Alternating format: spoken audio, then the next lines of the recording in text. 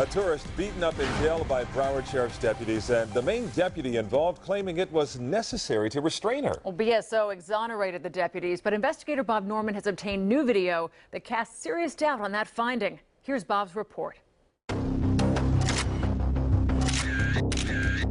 I had bruises all over my body. My face was swollen. My eye was basically swollen shut. After Audra West, a tourist from Texas, was put in jail for disorderly conduct, an incident with Broward Sheriff's correctional deputies left her this way, battered and bruised. It was frightening. It was absolutely frightening.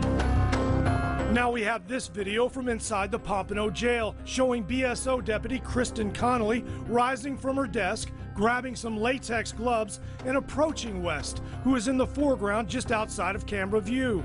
Another deputy, Henry Lawrence, gets in her way. This is when the deputies tell her, no, don't do it. But Connolly gets past him, and as soon as the second glove snaps on, she grabbed the girl up and started like swinging her back and forth. I'm sitting there and I'm just in shock. This is the inmate in the video sitting in the chair who spoke on condition of anonymity. Did she do anything physically? No. To provoke this? No.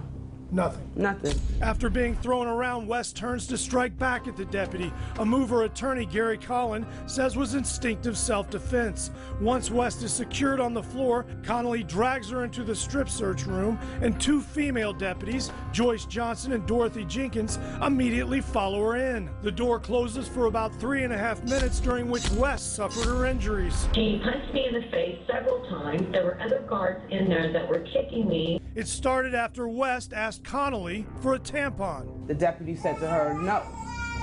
And that's when she said, F you. Her authority was challenged, and she was not going to let a prisoner under her custody say something to her that she didn't like.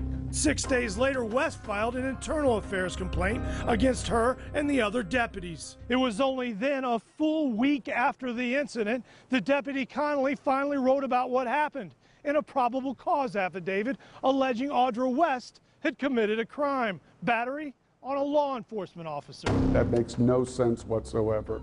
Obviously, it shows that there's retaliation for filing the internal affairs complaint. The state attorney's office refused to file the charges against West, saying she didn't appear to be a physical threat to Connolly before, quote, being forcefully dragged out of her chair into a room. You can hear the screams, you can hear the thuds, the banging. I'm sitting there, I'm like, oh my God, they beating her up. Connolly later admitted punching West in the face, and Deputy Johnson testified she struck West repeatedly in the ribs, both claiming it was necessary to restrain West. If Audra was fighting so severely, why didn't the male deputy go into the room? He walks away.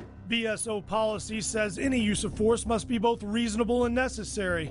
Criminology professor Jeannie Stitchcomb said Connolly's actions didn't appear to be either. She grabbed her with pretty aggressive force. But Connolly was never disciplined and fully exonerated. She should be counseled and retrained, not only for the benefit of that particular officer, but also to send a message that won't be tolerated in this organization. It's just sad to know that the deputy was exonerated, you know, but this is the America we live in. Bob Norman, Local 10 News. Sheriff Scott Israel refused a request from Bob for an interview on the West case, but issued a written statement standing by BSO's Professional Standards Committee, which made the decision to exonerate all deputies involved.